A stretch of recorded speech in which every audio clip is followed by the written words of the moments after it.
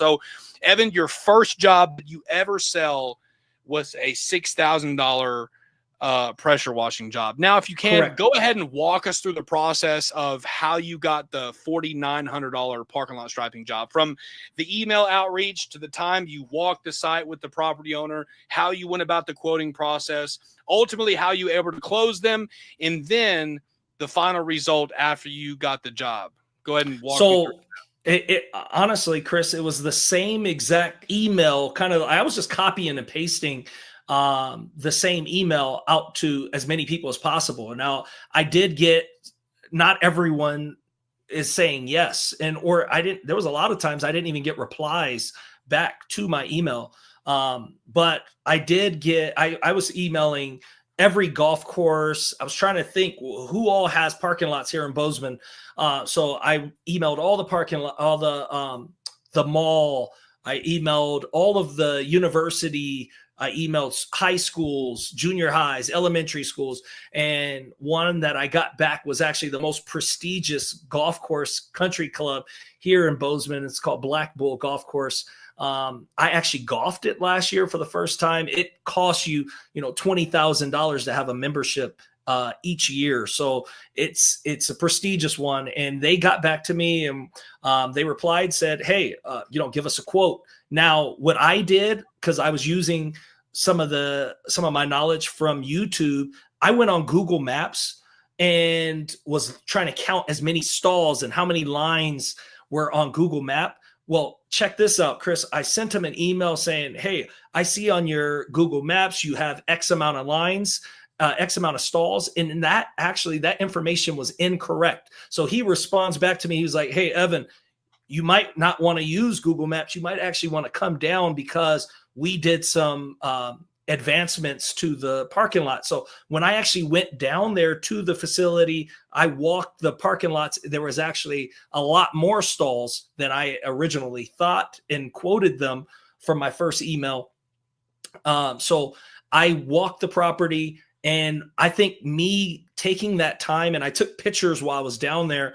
I used what I learned from like How to Stripe course is I was attaching like photos and I put them side by side so they could see what their stalls are looking like. And then I actually inputted an image of what it could look like fresh. I found on YouTube, or no, it was on Google, like freshly what that parking lot looked like when it first opened. So I showed them what it could look like and what it looks like currently. I think what really brought it all home is they were like, hey, can you put our logo on a stall? Now, I've never even striped a single line before. Of course, I said yes, being delusional probably, but I wanted the job. And me saying yes to that custom stencil, I think, was what separated me from anybody else in town that would stripe a line. So I went on custom or stencilease.com, used their custom stencil service and had a custom stencil of it made within like 2 or 3 days. I expedited it to my house. I was practicing on a plyboard, spray painting inside, and then went down there and actually did it on a parking lot stall. So yeah. This is amazing. So the first week, this guy is in business, y'all. He sells $10K worth of work. And, it's people like that who stay active. I get so many calls from people who do not take the initiative. Ultimately, they're just lazy. I mean, it is what it is. It's just lazy. And it's laziness. And the fact that you sell 2 jobs off of cold email outreach, and then, y'all, he returned a lot of the material he bought after he did the job from I never even heard of that. I've never even heard of somebody doing that. And then, I mean, if you had a credit card, you could just do that on your credit card and then return the stuff back, and then you get refunded back that money. I mean, not only that, and then his job, the first line striping job that he sold, he didn't have in a machine, sells the job for $4,900, takes half of that money from the deposit, goes and puts a down payment on a machine, gets the machine and the material as a result of the down payment, takes that, goes and completes the job, and gets paid the second half of that job. And now he's got a machine. And got a machine and a couple thousand in his business bank account his first week in business. You know what that is? That is straight up innovation. And that's why we had to go live, because I'm listening to this guy's story while we're doing a video collab, and it was too good not to do a live. Oh, he says this: you only having 14 days in, why the machine did you buy?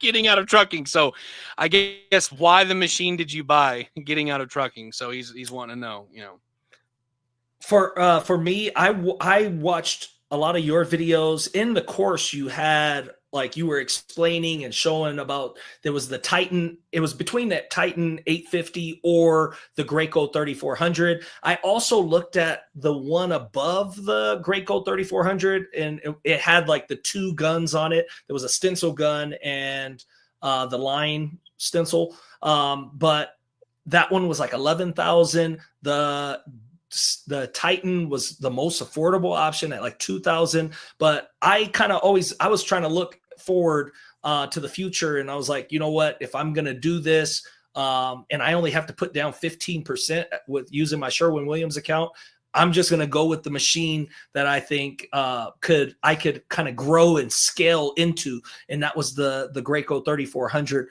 from a lot of the videos that I watched.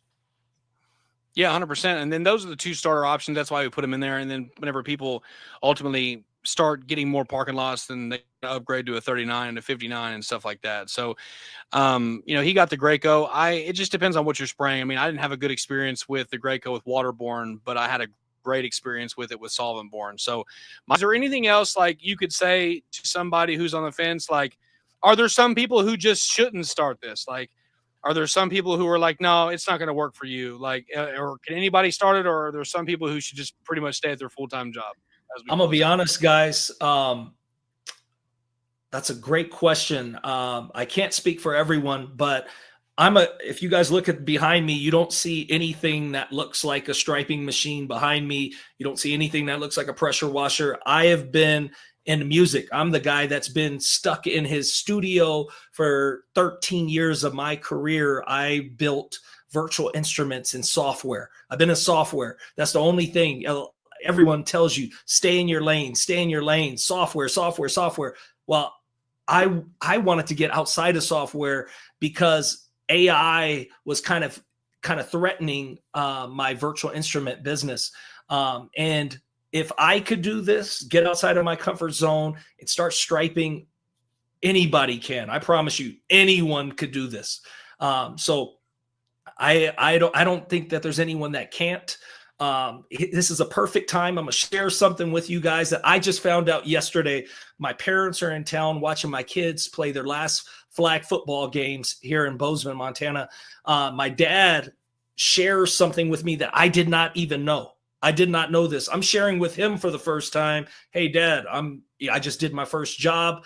I went out there and executed the striping job, made a little video that I posted on Instagram and on our YouTube channel so that people know, like, hey, okay, this is what we do now. I share that with my father. He's like, man, this is incredible. Ev, we just got sued for $13,000 because their office complex that they own was not ADA compliant. So I'm getting into striping as my father is paying $13,000 for not being ADA compliant. So now I have education that I could help prevent any future lawsuits, as well as I could help other business owners now in town with my service.